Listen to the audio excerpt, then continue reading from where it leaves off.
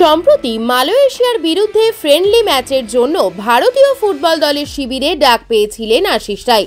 তবে জাতীয় দলের জার্সিতে মাঠে নামার আগেই চোট পেয়ে ছিটকে যেতে হয় তাকে। চলতি মরশুমে মোহনবাগান জার্সিতে মলিনার দলে রাইট ব্যাক পজিশনে অপরিহার্য ফুটবলার হয়ে উঠেছেন তিনি।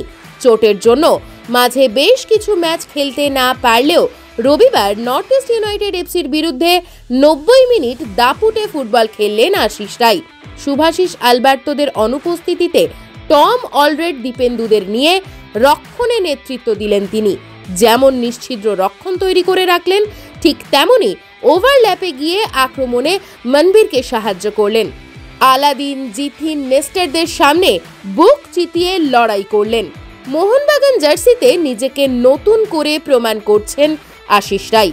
বলা যেতেই পারে হোসে মলিনার দলে ভবিষ্যতের তারকা হয়ে উঠছেন ফুটবলার আশিস রায়।